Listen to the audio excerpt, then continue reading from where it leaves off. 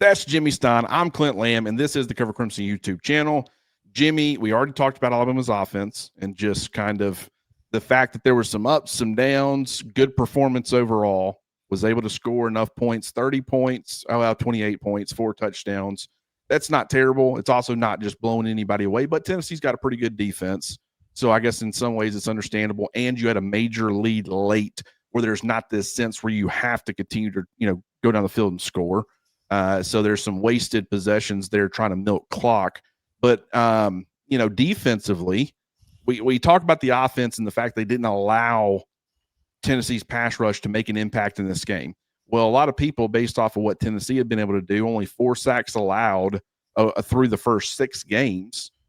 Everybody thought, okay, with Alabama kind of struggling a little bit with its pass rush, you've had some injuries, some guys who are limited.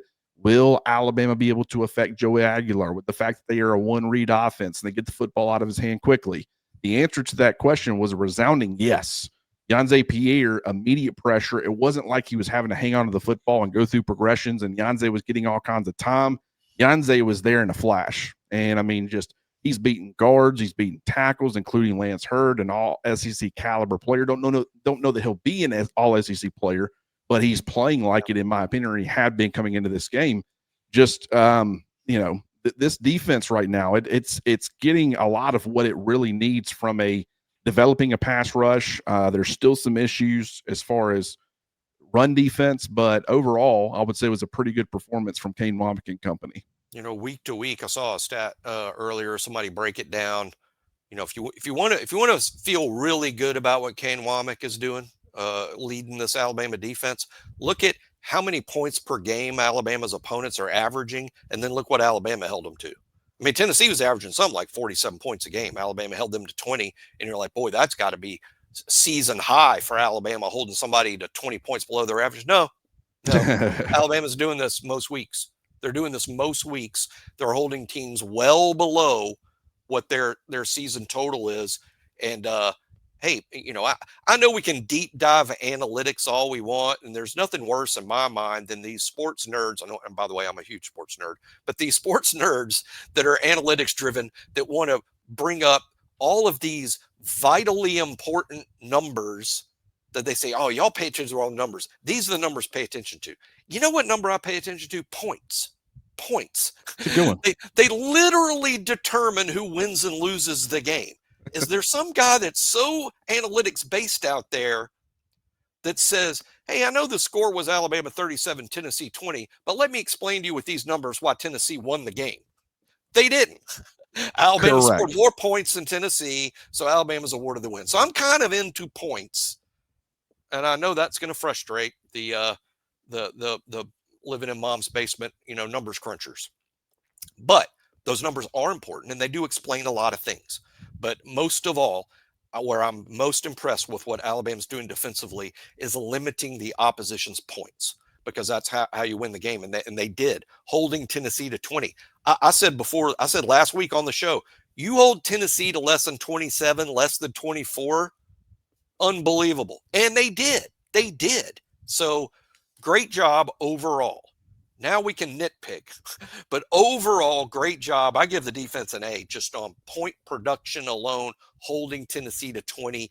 That gives the offense a chance to win the game, and they did. So good complementary type football where the defense keeps the opposition to a point total that the offense can pass with just a good day, and they did. They had more than a good day. So defensively, who stood out? Yanze. Again, I brought it up on the last show. Say it again. This is the matchup Yanze's been waiting for. He's been a starter for 3 weeks. The first 2 weeks were against run-based option football teams, or Missouri, who runs a lot of RPOs with an athletic quarterback, and they run the heck out of the ball with those 2 freaks. They have a running back. This was a matchup for Yanze, a team that's going to take the snap and spend a lot of time in the pocket. Pocket passers are Yanze Pierre's.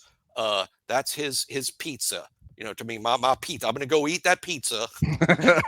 That's Yanze's pizza right there. The quarterback that's standing in the back of the pocket. So it was a great matchup for him. Now I say it's a great matchup, like Clint pointed out. It's not like Tennessee doesn't have all conference caliber type tackles. Well, I say it's a great matchup. It's just Janze is best at getting after the quarterback. And he did, and he deserves. I don't know that he will because we're recorded this before we know, but he deserves to be SEC Defensive Player of the Week. I'm sure somebody out there might have had great games too. I'm just not as aware of. But Janze was just spectacular. I thought James Smith was good. I thought LT Overton was good. I love LT's play at the end of the game that kept Tennessee out of the end zone super late in the game. LT makes a play down on the goal line that keeps that from happening. Keon Keeley's out there in the mix again.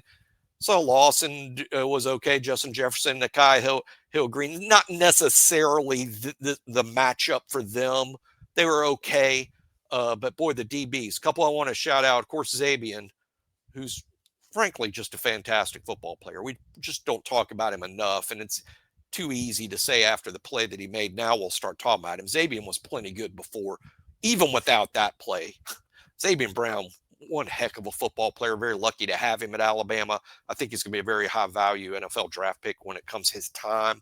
He was really good. I thought Hubbard and Sabb were pretty good. But the special shout for me is Red Morgan, because I don't know that the staff went into the game thinking, boy, we're going to play Red Morgan a lot. They obviously had some degree of confidence in him, but I don't think they went into the game knowing they were going to play him a lot. But Deshaun Jones, the normal regular starter at Husky, had his hands full with Staley, their slot receiver, who's a good player. He's a good player. It's not like a surprise that he would be good, but I think he caught 9 or 10 balls in the game, most of them off Deshaun early in the game.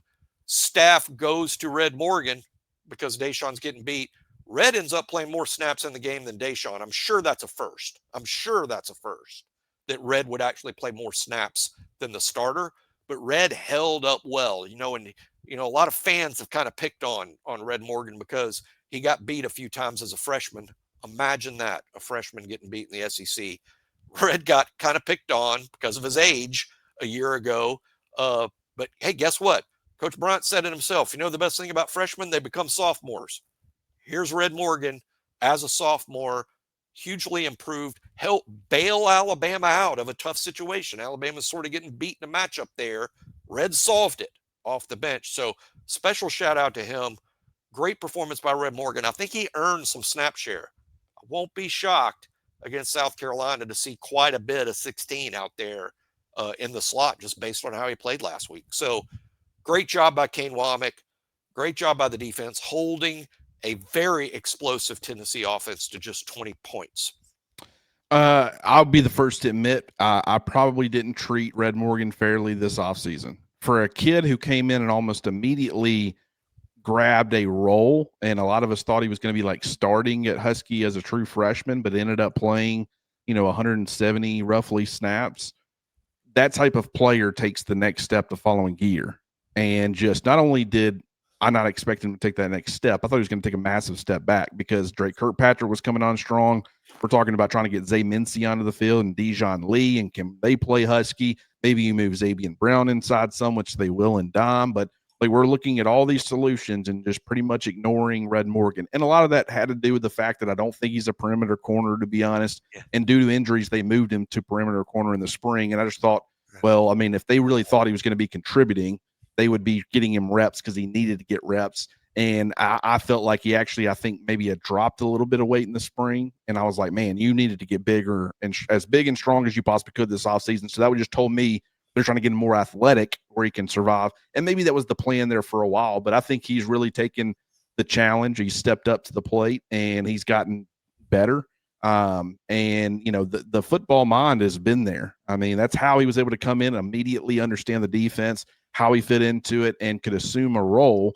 There are some physical limitations that I think will always be there, but I mean, I don't think they're crippling limitations. I just think that he's not going to be the biggest. He's not going to be the strongest, the fastest, but at the same time, he's just a dude that works extremely hard and kind of makes things work and ends up being a pretty good football player as a result. But talking about the defense as a whole, there were 3 quarters. Tennessee scored 0 points in the first quarter, which I think is just amazing. Hilarious because, it is funny though, because there was a Tennessee fan that was like, Vegas, the disrespect that Vegas is giving our offense. They have us scoring the point total for the first quarter is 2.5 points. And I'm like, man, I really hope you didn't bet your mortgage on that, buddy, because if you did, I don't care what it was. You don't own your house anymore. You gotta find yeah, I mean, so I thought that was hilarious. But in the other 3 quarters, they scored 7 points, 6 points, and 7 points. Alabama, they scored 7 points in the first quarter, 7 in the third, and 7 in the fourth. So really, if you take 3 of those quarters, only a 1-point difference in favor of Alabama. Where was the difference made? While it was just a 9-point difference in the second quarter because Tennessee didn't score it all in the first, the major scoring was 16 points from Alabama in the second quarter. Where did the majority of that come from? The defense. Pick 6, safety. That's how that happened. So when you look at this result and you see 20-37, that is a direct result of the defense creating the separation to really help the offense. They took pressure off of Ty. They took pressure off of pretty much that entire side of the football. What I love about this team, and I'm kind of changing pace here a little bit, but one of the beautiful parts about this team is that I think through Kane Wommack's, his relationship with Kalen DeBoer, and the fact that they both kind of, it's almost like they're viewed as co-head coaches in a lot of ways. I think that you get, and the fact that Kane Wommack was previously a head coach, you get this beautiful, most defensive coordinators, they're out for their defense. That's what they're worried about because that's how their job is determined. They're not worried about big picture. They're not worried about the offense. Our defense needs to go out there and score, allow the opposing team to score as few points as possible. We got to get a bunch of sacks. We got to get a bunch of turnovers. We got to do all these things, get off the field on third downs. I think Kane is willing at times to sacrifice for the betterment of the entire team. I think the offense is willing to sacrifice. Hey, they could go out there and go tempo and try to score as many points. And you got Ryan Grubb, and you got a guy who can process, and you got receivers. You could get on the field and score 40. I'm saying based off of how they want to play, they wouldn't be able to do that. But if they wanted to kind of change their philosophy, not run a bunch of clock, play with tempo more, do all those things, I do think they could score a lot more points offensively. And I think Ryan Grubb and Kalen DeBoer could look better doing it. But I think it would really sacrifice something on the defensive side of the football as allowing them time. Alabama didn't have a massive time of possession advantage in this football game. They held on to it for 31 minutes. Tennessee held on to it for 29. So it was almost an exact split, which is what you would expect. So it wasn't like, the defense got a ton of time over there on the sidelines. That's what I like about this defensive performance, is that it wasn't just like this shortening the game. It was them going out there, and they did give up yards. They did give up some points, and there was more opportunities that Tennessee left on the field as far as being able to add points. But I will say that this is all done not really – I love the complementary football that this team is playing with right now. And so I really want to give the defense credit for that, because Kane and that side is playing into how this all helps the entire team every bit as much as Kalen DeBoer, Ryan Grubb, in the offense. Last year's 4 losses, and it is a team football game, but I'm just being honest to say, last year the team lost 4 times. 3 times it was one side of the ball's fault, and the other time was the other side of the ball's fault. I mean, they lost to Vanderbilt in Nashville because they gave up 40 points. They lost on offense against Tennessee, Michigan, and Oklahoma. The offense was just so bad. Good. Alabama actually played well defensively in all of those games. I know you're like, no, in Oklahoma, they ran for 1 million. Oklahoma scored like next to 0 points in the game. The defense played more than well enough to beat Oklahoma. The offense just couldn't get out of its own way. So last year, you lose 4 times because one side of the ball was a fail. This year, this is what's crazy, Clint. The first game of the year, the disaster game, we'll probably talk too much about it in the offseason, but the disaster game, what played well against Florida State? Nothing. Offense, not good enough. Defense, not good enough. It was a team loss. It wasn't one side of the ball like the year before, when all 4 losses were because of one side of the ball. Florida State, team loss. What's happened since then in this 6-game win streak? Team wins. Offense playing well. Defense playing well. Every week, both the offense and the defense are helping the other win the game. It's almost as if Grubb and to your point, which is a great one, Grubb and Wommack having a meeting, and Wommack saying, Ryan, what can I do to help you? What can I do to help you? And Ryan said, you know what you can do to help me? Give me the ball. Yeah. Give me back the ball. in great field position because you pick it off, create turnovers. If you do that for me, that would be great. And what can I do for you, Kane? Well, you can possess the ball and not go 3 and out and have 30-second. Don't have 30-second possessions. You ain't doing me any favors with 30. Don't have 30-second. I'll do that at every point in the game except for to start the second half. Start the second half. I can't help you. Don't expect me to come through every time. But that is literally what I feel like. I mean, obviously, it's not really happening that way, but it feels like it is. It feels like the offense is helping the defense. The defense is helping the offense. And the end result is all 7 games Alabama's played in 2025. It's been a team effort. That was a complete team loss in week 1, and it's been 6 team wins since then, with both sides of the ball heavily contributing to the win, and the defense more than did its job this weekend. I love it. 4 sacks, kind of reversing roles with Tennessee, who's been the big sack monster team. This week it was Alabama.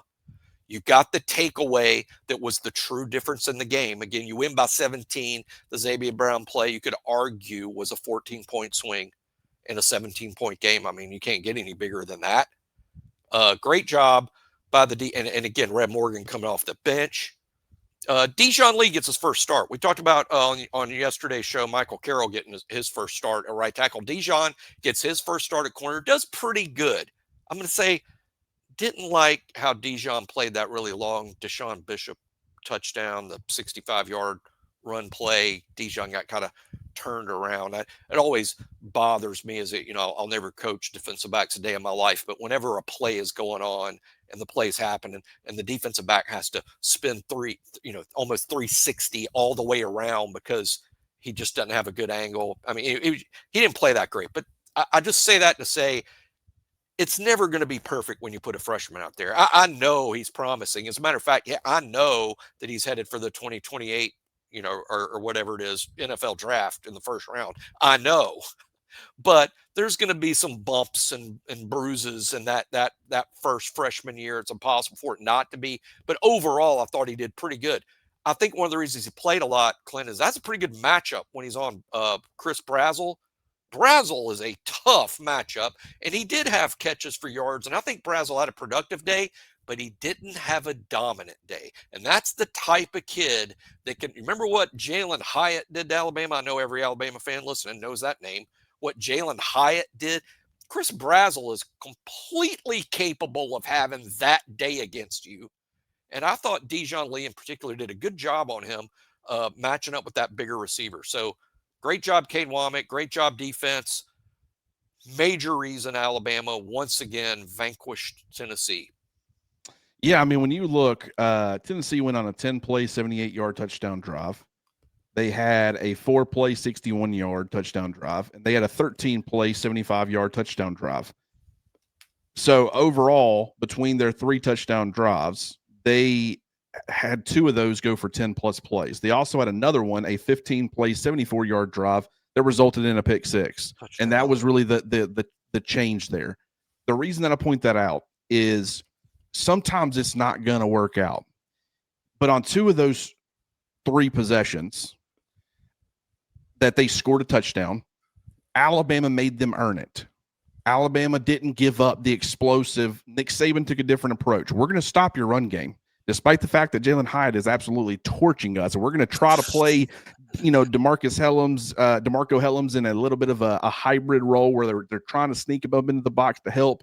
But then they're also trying to put him in a position where he can carry that inside receiver vertically if he needs to, in which I didn't like that call. And it wasn't really, I guess it wasn't Saban. It was more of Pete Golding, but it was that brain trust, both of them together. But it was a different approach, a different philosophy. Instead of death by 1,000 cuts, they kind of gave up. They were willing to sacrifice, Jalen Hyatt going for 200-plus yards and 5 touchdowns. Kane Wommack took away the explosives in the passing game. You didn't see a whole lot. You saw some explosives on the ground, but he made Tennessee earn a lot of what they got. But here's why that's important. Because on that 15-play, 74-yard drive, Alabama, the more you have to earn it, the more chances you have of where you're going to screw up and you're going to make a mistake. And so by the end of that, by play 15, 14 plays to put themselves on the 1 yard line, that's pretty impressive. Control the clock, consistent 4 or 5 yards, and then a bit of a bigger chunk here. But when they got in a position to score, Josh Heupel made a mistake. And towards the end of the half, there was a couple of reasons for that. Number one, I think he was deathly afraid of giving Kane Wommack, Kalen DeBoer and Ryan Grubb even a second of clock left to end the half. And the reason that he was deathly afraid, I'm exaggerating, obviously not a second one really, I don't think mattered to him, but he was, when Alabama started calling timeouts, I think that shifted pressure to Heupel.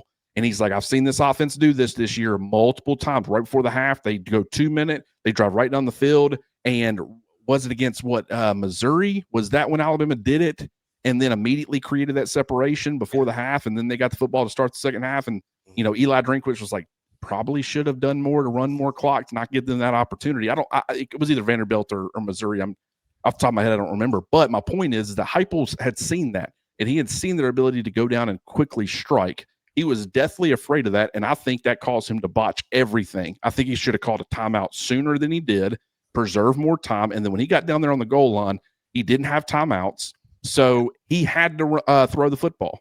I think it was a terrible call as far as what they called, using play action. They didn't have to do that. Alabama didn't think they were running the football. But that was the pressure that the offense had put on Tennessee and Josh Heupel on that drive.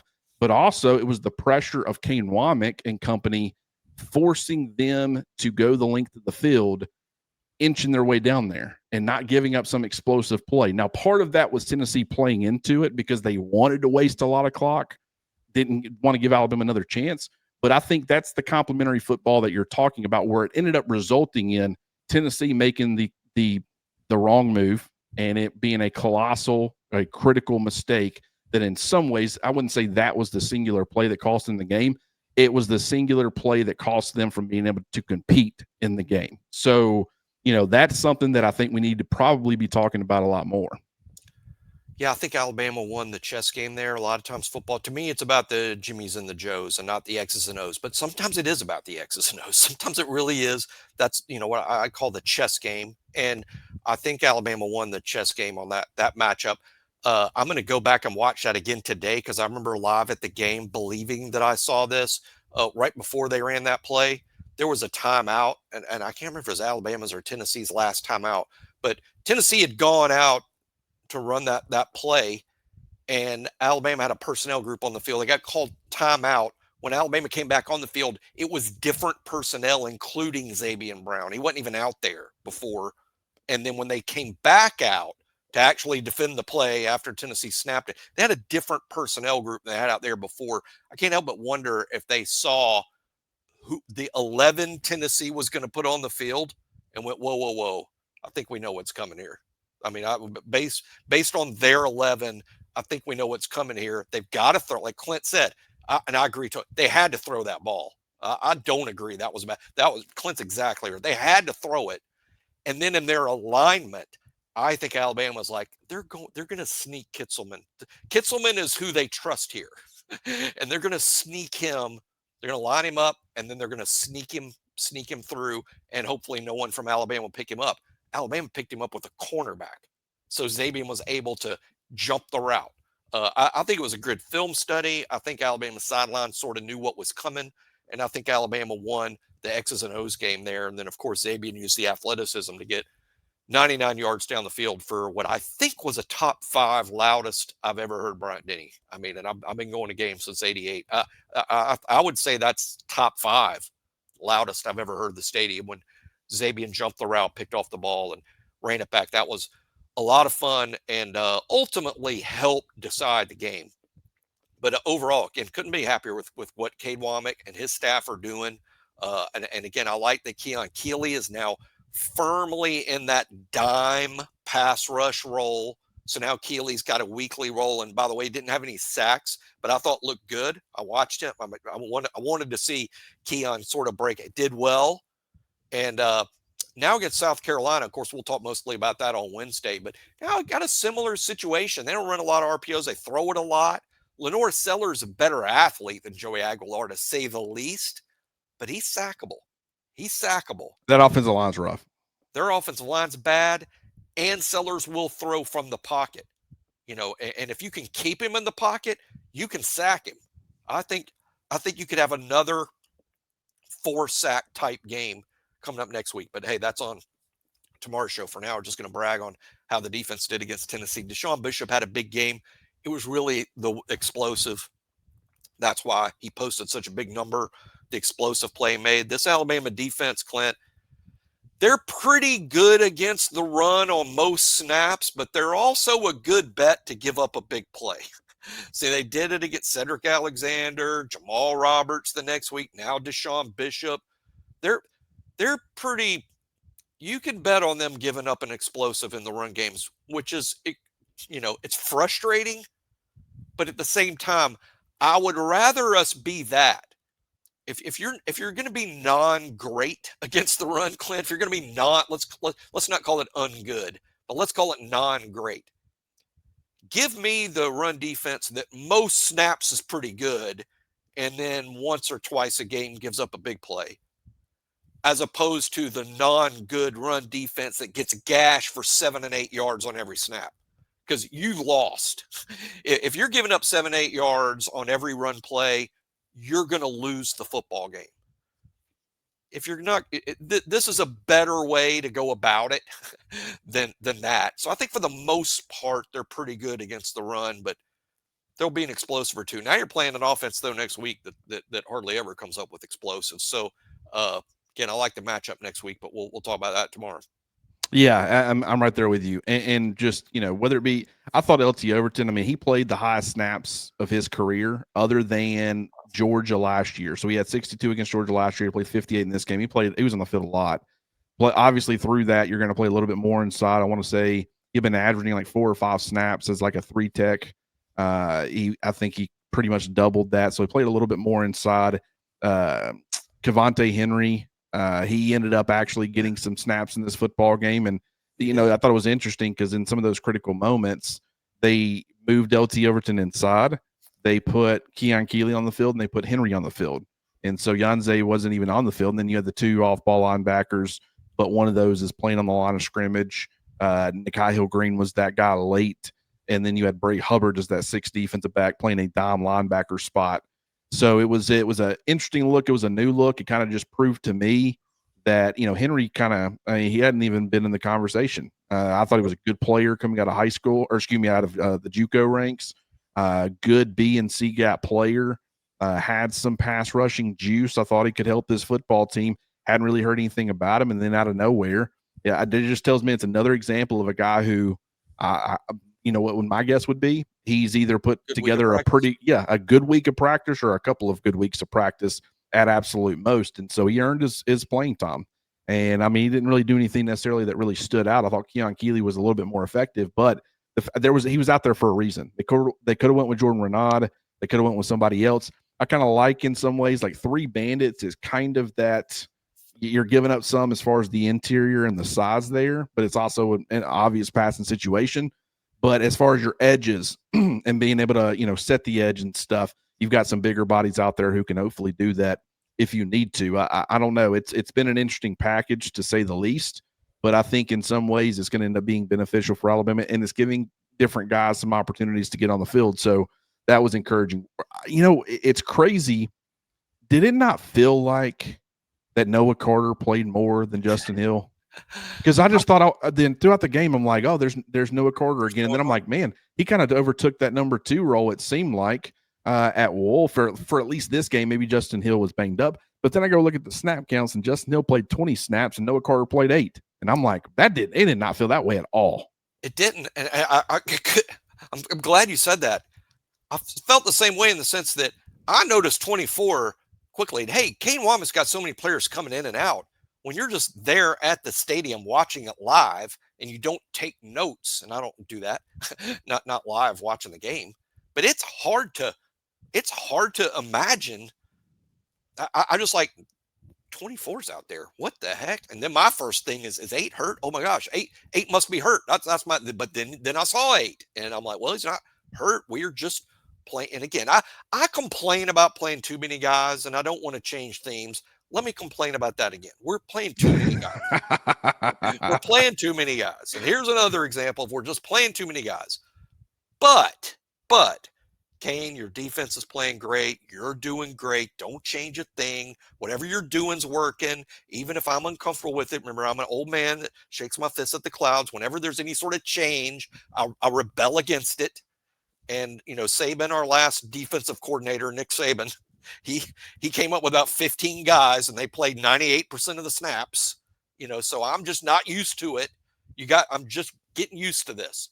But yeah, I saw 24 innings out there and and then I saw 14 and literally, and I know this roster really well, as anybody can tell, I'm a nerd enough to know the roster really well. I don't have a game program. I just know the roster really well. And then the first time I saw 14, I'm like, who the hell is that? Did someone have a number change? Yeah. I mean, and I know the number, but after a couple snaps, and I saw where he's lining up. I saw him milling around in the field, and I honestly didn't know. I'm like, who is 14? What the? And then I saw him line up, and I'm like, that's the Henry kid. But yep. And I thought it was encouraging, like seeing that. I mean, granted, I agree with you. I think sometimes it could. Here's where it benefits you, though. You got guys go down. You lose Quay Rusall. You had already been getting Yanze Pierre quite a few snaps. He was ready to kind of step in. You lose, Jeremiah Beeman after week 1. And, you had already been getting London Simmons, which Simmons had already been getting snaps as it was. But Isaiah Faga, he's getting snaps. He's kind of ready to step in, kind of help be that rotational piece until Tim Keenan gets healthy. On the back end, if something happens to one of your safeties, hey, Dre's not coming in completely cold. It's not like he hadn't seen any snaps whatsoever. He's played some. Red Morgan has played quite a bit. Deshaun Jones has played quite a bit. If something happens to Red Morgan, if they start transitioning in that direction, something happens to him, you're bringing in the guy who most people would be like, hey, that's the guy we're going to pick on because that guy's played 6 snaps against ULM in week 2. That's the only time he's seen the field this year. He's going to be a deer in headlights. I think the rotation and stuff, it's going to come with pros and cons. I think in this new era of college football, with NIL and the way that it's impacted depth, I think this coaching staff is a little bit ahead of the curve where it's like you might sacrifice some, on an individual play basis, and maybe you give up a little bit more yardage on the ground than you would have because you got a young, inexperienced player in there who makes a mistake or whatever.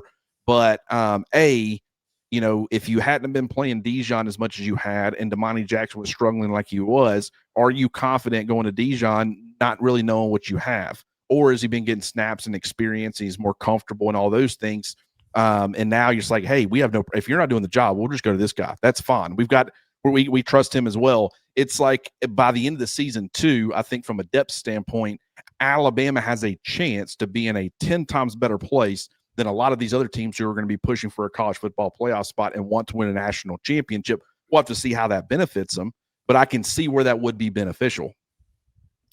Where I will end up probably having to issue a formal apology to Kane Wommack by certified mail and delivered with an edible arrangement to the football building is if Alabama gets all the way to the semifinals or finals.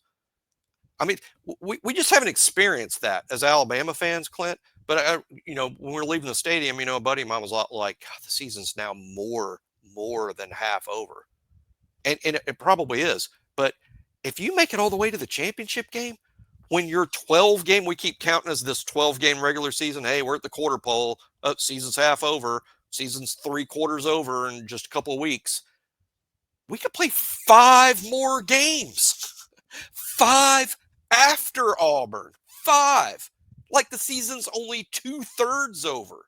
That's and a if good you point. get that far, that's when I'll be having to write down my formal written apology to Kane Wommack about, hey, I said you're playing too many players and I was completely wrong because everybody else's players are hurt. And we've got a full complement of defenders. The whole first 2 deep is experienced and they played all year and we're healthy and we've got y'all's forward thinking to thank for it. And I was wrong. I'll write that letter. But in all seriousness, it does. To get back to my main point of why I criticize it, Kane, if you're listening, a game can be decided on any one play in the SEC. I think the average margin of victory in SEC games going into this past weekend was actually less than the average margin of victory in NFL games. Wow. So really the game can be decided by one play. And when the game is decided on that one random play, I want our 11 best players on the field. That's a fair argument. That's my point. But Yeah. but obviously, as we went over before, Kane's got a good point too. Well, I would say Ty Simpson. Clearly the offense right now is built around what he does. I think they got capable backups, but I just think that with the level he's playing at, I mean, you lose him. But that's anybody. Anybody loses their starting quarterback, and to think they're going to be as competitive, it's fool's gold. But what I will say is, outside of Ty Simpson, what piece is Alabama's offense or defense? What singular piece is built on where if you lose it, like they lost John Mechie, and the offense was built around him and JMO, and then you lose JMO, to where it's crippling like that? That's an excellent point. And some of that, I would argue, okay, Caden Proctor. Yeah, okay, that's one.